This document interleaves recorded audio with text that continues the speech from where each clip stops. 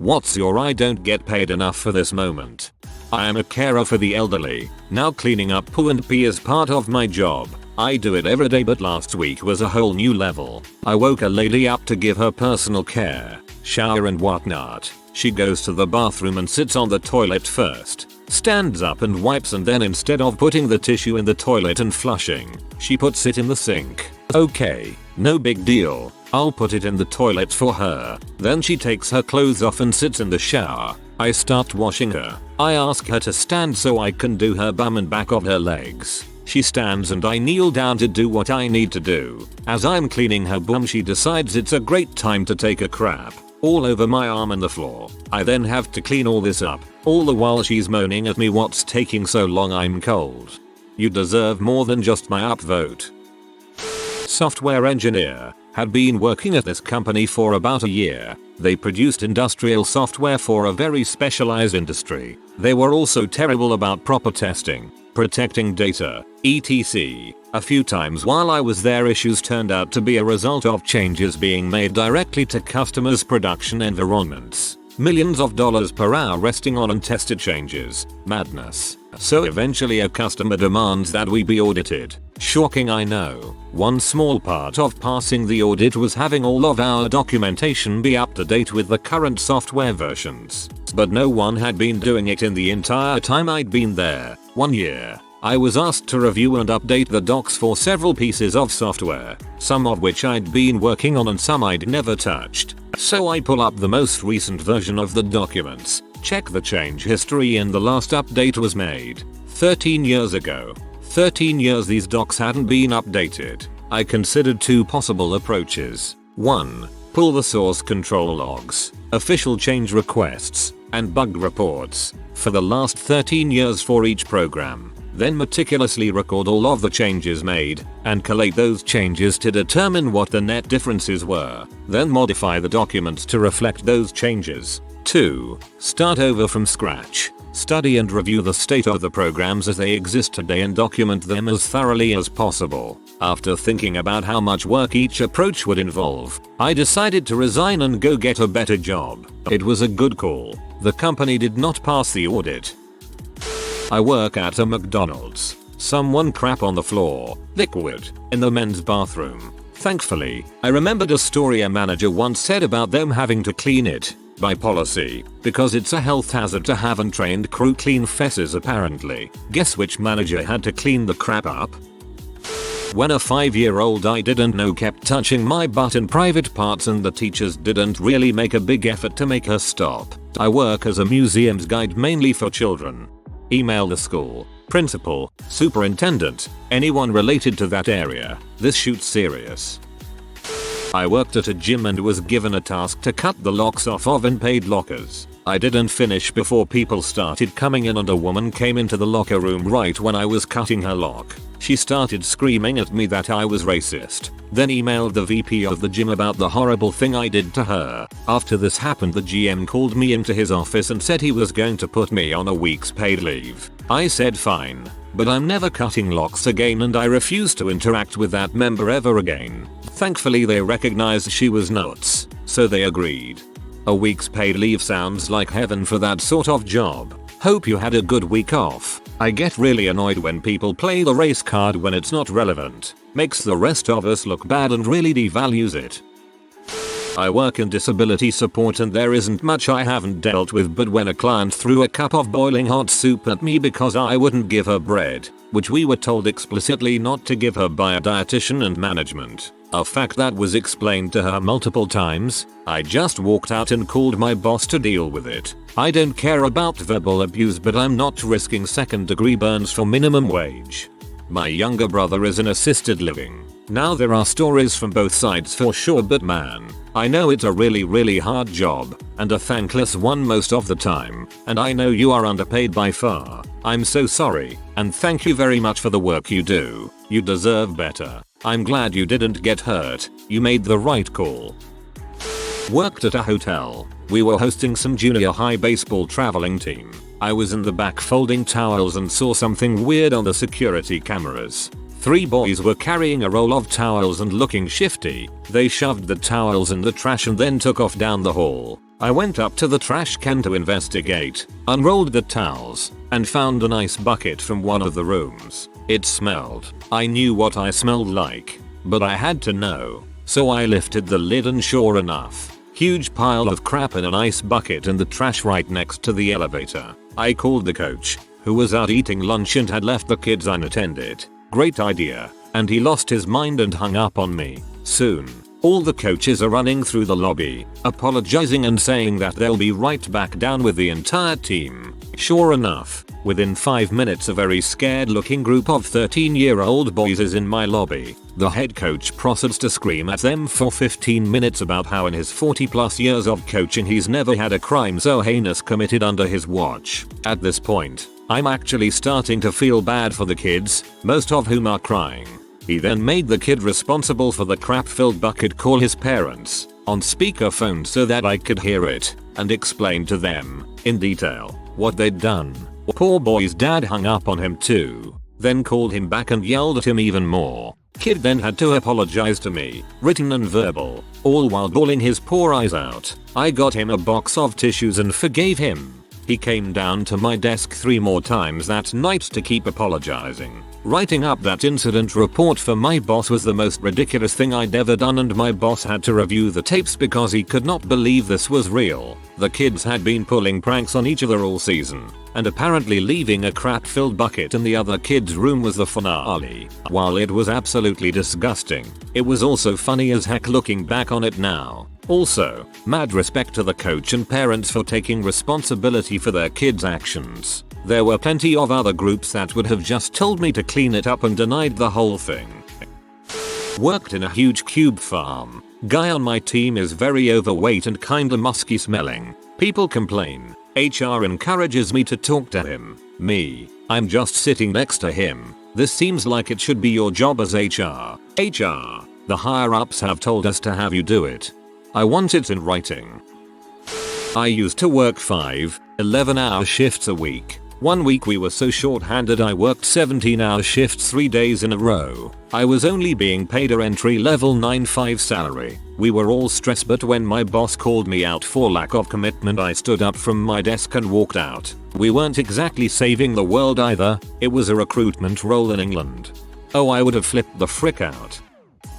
Saved 2 people's lives in 1 month as a district patrol security officer. Heard my boss say if he gets another one, we'll think about remembering him some way. There's been a total number of 4 life-saving incidents in our department in the last 15 years, 3 of which happened to me. Hopefully someone gives you a freaking medal. I work at a daycare making about 15 cents above minimum wage. Poop, pee, vomit, it's all familiar. As the kids are napping I'm eating lunch. I smell a putrid diarrhea smell coming from a kid that's napping about 6 feet away from me. So I go over and check him and sure enough it's him. So I wait just to make sure he's done because I don't want to change his pull up for him to do it all over the place while I change him. I take a seat right next to him and about a second after I look at him again his eyes shoot open extremely wide and he projectile vomits about 5 feet across the room. At that moment I just look at the ground and think, why? I'm in college, working at an occupational therapy clinic part-time as a fitness tech making minimum wage. Half of our facility is a fitness gym, complete with an indoor pool for lap swimming and water aerobics classes for people with memberships. One day I come into work, and my boss explains to me that someone had crap in the pool over the weekend and I had to clean it. Someone had literally taken a crap in the pool, and it was left over the weekend until Monday morning, when a member came in to swim and found it, and they waited until my Monday evening shift to tell me, a part-time tech receptionist, that I had to clean it. By that point, sorry for grossness, the poop had dispersed and was pretty much gathered in the center of the pool, just out of my reach. My boss had me duct tape 2 pool nets together and explained to just move it around and see what happens. Long story short, the pool did not reopen until Wednesday. I need to quit this job, SOS. Yo, those are some health violations right there. I was working the drive-thru at a KFC during the lunch rush. A woman came through with all of her co-workers' orders. She wanted me to take them one at a time. So, ring up 9 separate orders for one car while my line backs up out of the lot. I explained to her numerous times she'd have to come inside or place it as one order and do the math herself when she got back to her work. She spent 5 minutes straight calling me things that would make Tarantino blush, then pulled around to the window and threw trash from her car at me as she left. This wasn't my moment though. The next day I get to work and the general manager is there. He gives me 2 options. I ride with him to her work and apologize to her in front of her co-workers, or I am fired. He didn't ask for my side of the story. It didn't matter, my manager told me to not take her order. It didn't matter how abusive she was. She called and I was going to apologize. We get there and the smug look on her face broke something inside me. I flipped her off, tossed my hat at him,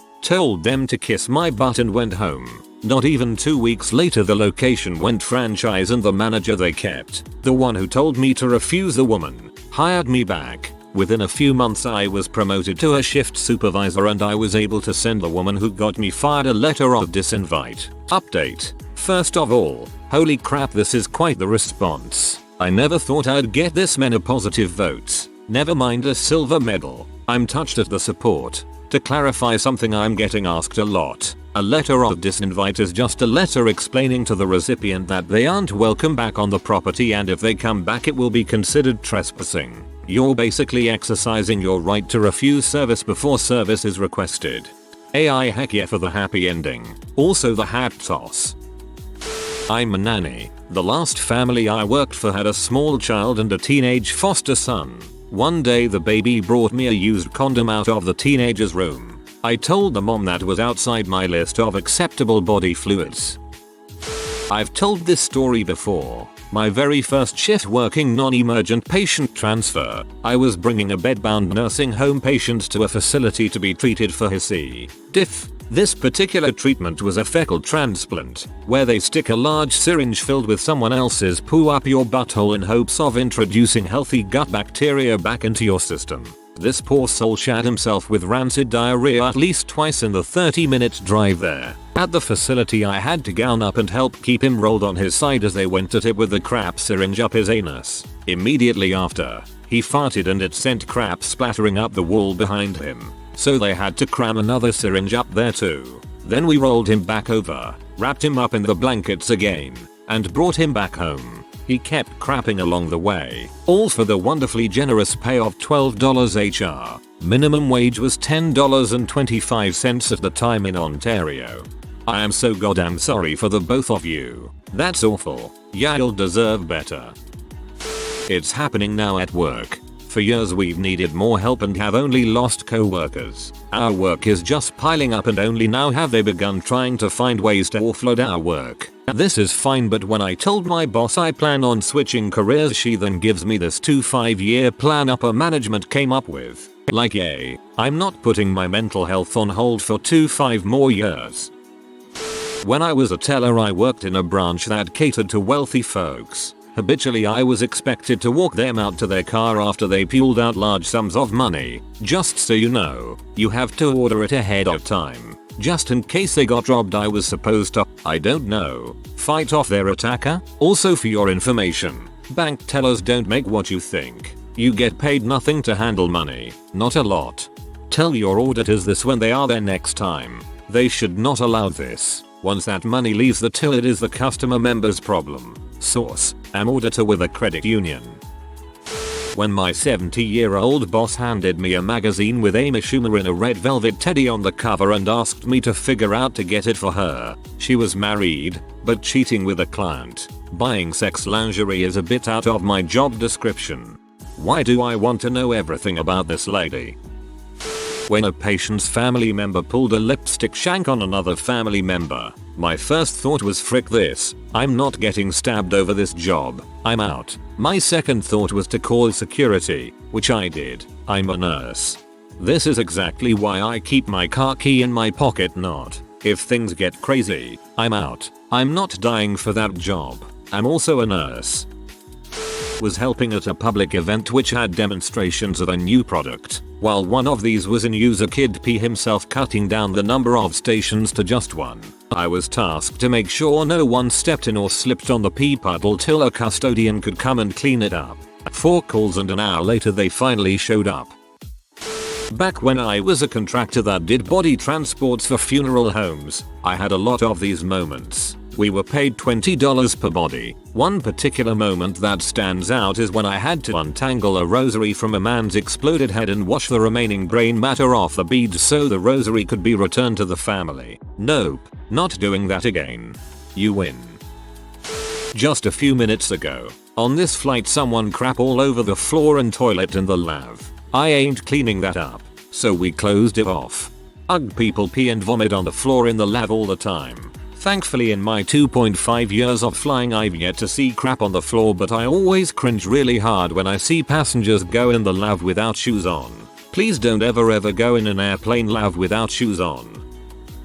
When I was a bar back about 12 years ago, I was running to cold storage to grab a few cases of beer during a busy shift. When I went back, the hallway leading to the bathrooms absolutely reeked of crap. I was in charge of all the mail door and floor staff, but we were short-handed this particular night, and I've always told my guys I would never ask them to do something I wasn't willing to do myself. I donned some rubber gloves and went to investigate. I quickly narrowed the smell coming from the men's room. The bathroom was really small, one stall with no door for crapping, and a long trough for playing peace swords with your brothers. I assumed someone had simply taken a monstrous ducky in the stall and didn't flush. Boy was I freaking wrong.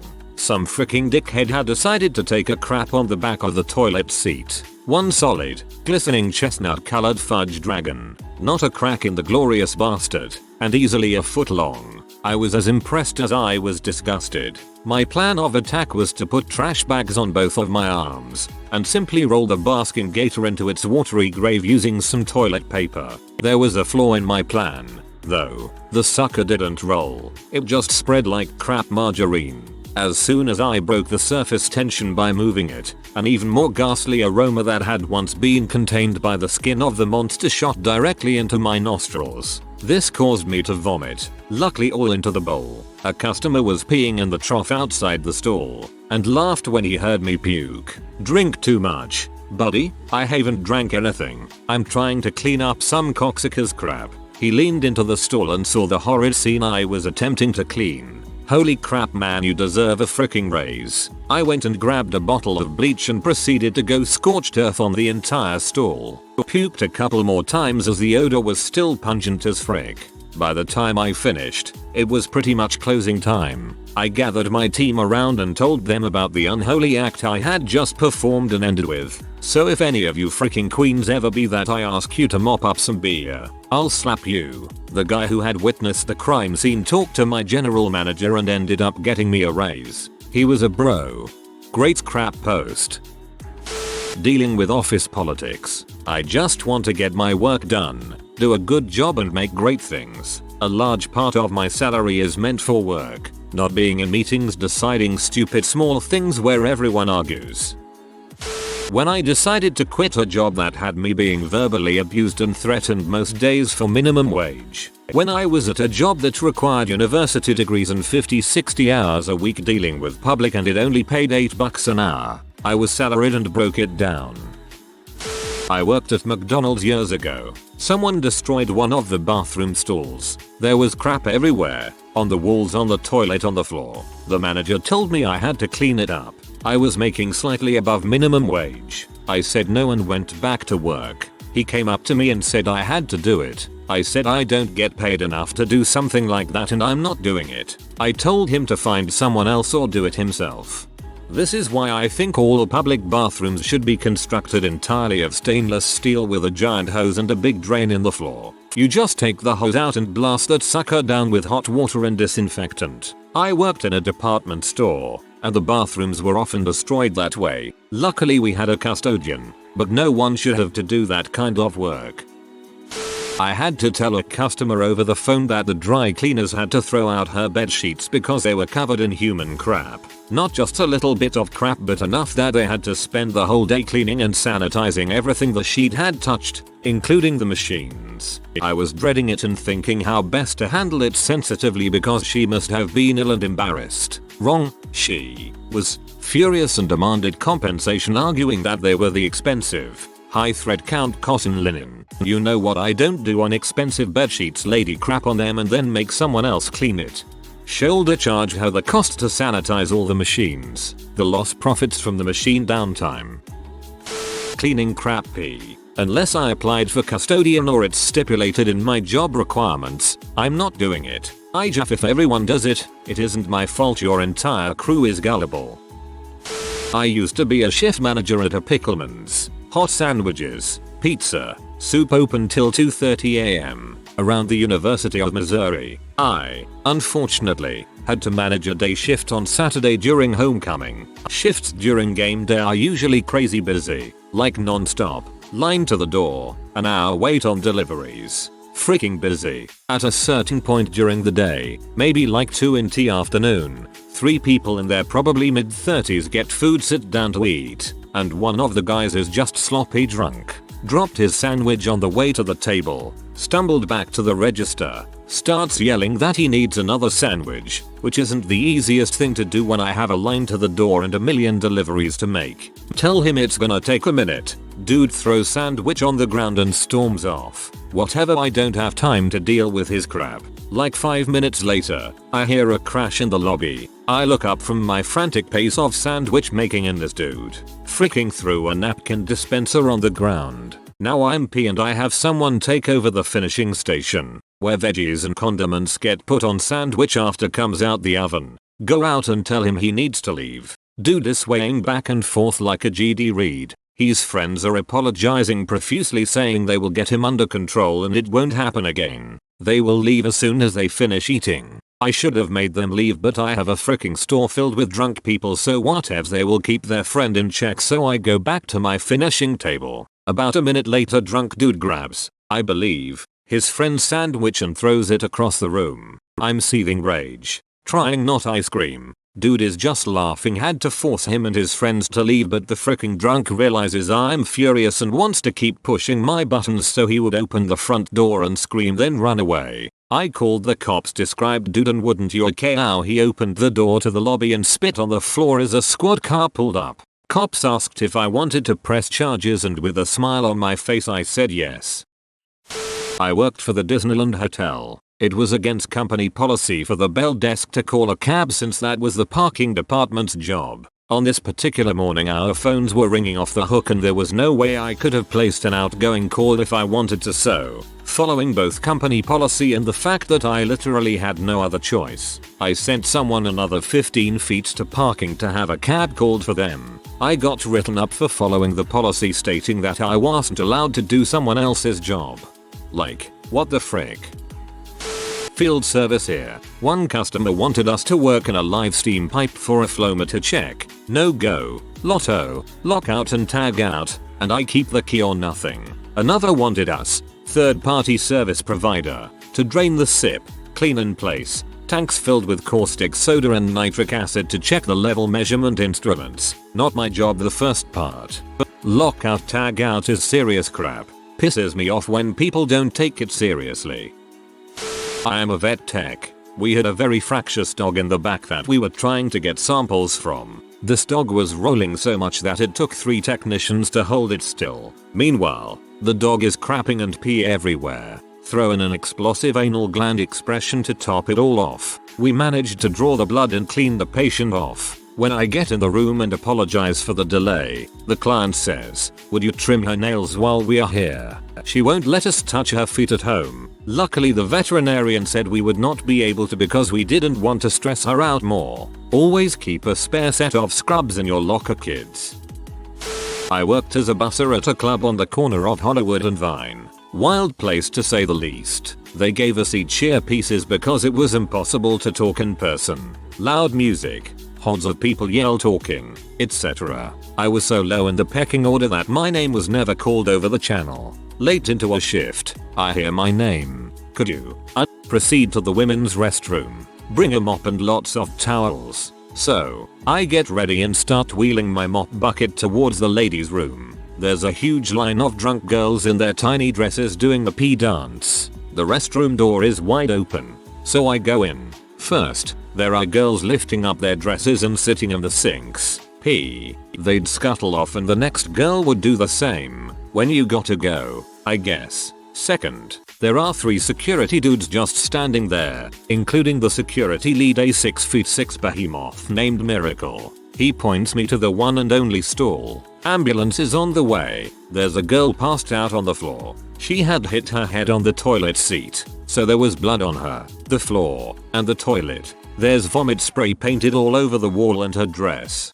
Her chest was heaving, breathing heavily. She's okay. Just clean. Okay. So, I start mopping around this girl. I was worried, so I bent down to see if she was okay. Then she gurgled and launched another volley of puke. Finally, paramedics showed up and they pushed me out of there. Thank effing God. Right when I leave, I hear my name a second time, instructing me there was an urgent need to clean bodily fluids in one of the VIP rooms. I cleaned it all up, took my tips, and quit.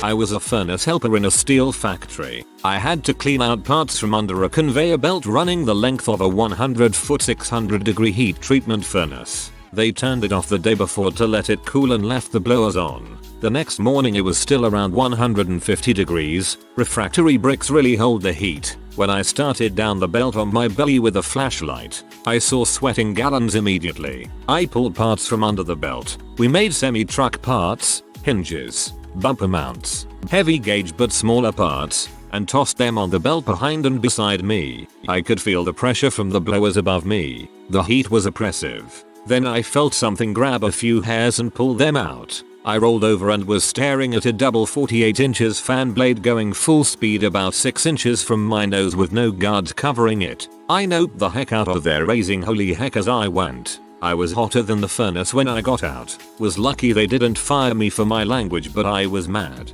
Easily the worst job I've ever had. The rest of my day was typically spent unloading red hot steel parts from a 2500-degree furnace with a pair of tongs. I'd catch on fire a couple of times a day just standing there. It was the first decent paying job I found after being laid off for 2 years in 1975. You do what you have to support your family. You are a good man. Your family is lucky to have you. If you are new to the channel, you can subscribe. I publish new videos every day. Until then, check another video.